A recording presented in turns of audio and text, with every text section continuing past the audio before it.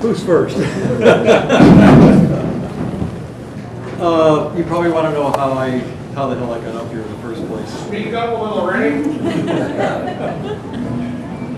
I started realizing that surf at Rincon was pretty damn good back in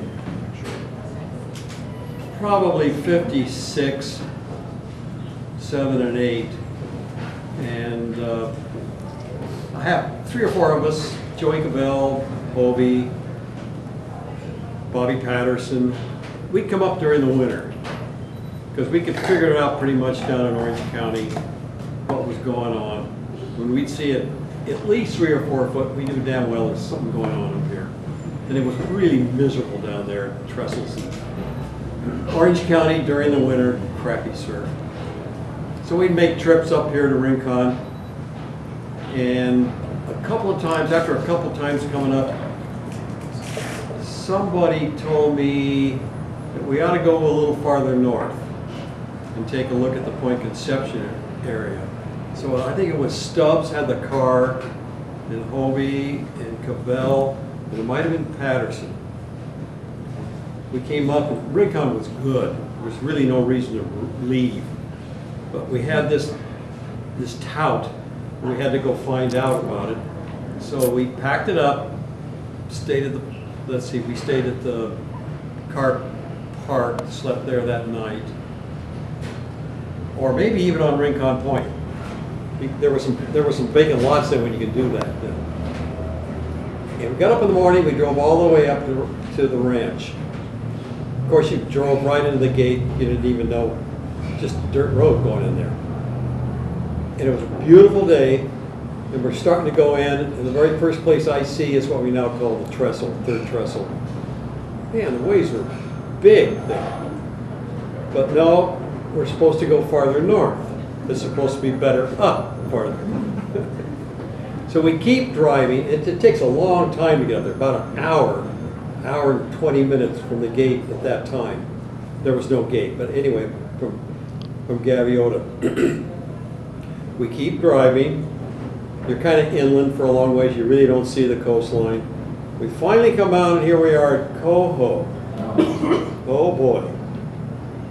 It's supposed to be really good. It was about 1 foot. We hung around, and it got even smaller, low tide. Finally, we packed it up, went back, drove all the way back. And as we're going by, I'm saying, you know, these places we drove by, they're still good.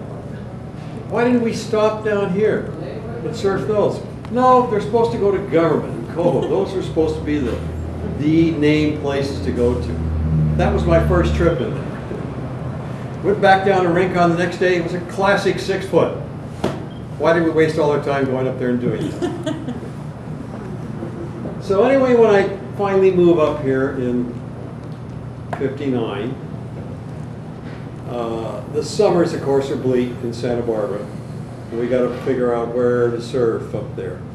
Ran into the local surfers. In fact, I made, I think, six or eight boards for the local surfers. I saturated the market. I was still making surfboards for a lot of the guys that, when I worked for Velzy down there, they liked the thin boards that I made. So a lot of them would come up and I would make boards for them. So that kind of kept me going during the summer months when I wasn't fishing. And I started running into these local guys that, you know, I was making boards for. I said, well, what do you guys know anything about surfing up here in the summer other than what I saw when I was up there at Government Point in Coho? He says, yeah, it gets a lot more surf up there in the summer. So we just started going up there. The local guys, mostly Hazards, in Clayton, in Perco, in the Gary Conley. Anyway, so we figured it out. The place gets surfed in the summer. The waves come through the gaps in the islands or around Government and through San Miguel and Santa Rosa in the summer. And then we started figuring out the tides. You know, the low tide versus the high tide, and of course the offshore winds. This took a bunch of time.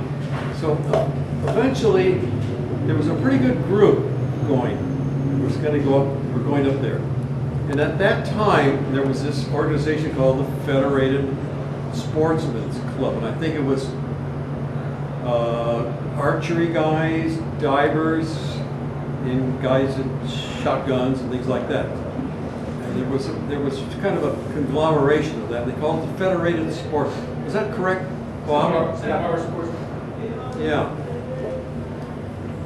So Hollister didn't care. As long as the local guys were using it, they thought that was really bitchin'. That was good. That's what he wanted us to do, enjoy it. Eventually, some of the guys from South Bay started coming up there and didn't really dig what we were doing, or were kind of upset the fact that it was ours and it wasn't theirs. So they started leaving their marks, you might say, up there. Some of them were defecating in the railroad train depots that are at Perco's and trashing the place. Pretty good. So finally, Hollister's got along and says, you know, we're tired of this stuff. We don't want any more. You know, your servers have a bad image, really crappy image. So I think it was Arlen or somebody got wind of it and said, you know, we're out of there. We don't do something about it. So we tried to get a bunch of guys together, and we had a hell of a time getting, I think, 15 guys together. Is that right, Bobby? Yeah. I think it was 15 guys.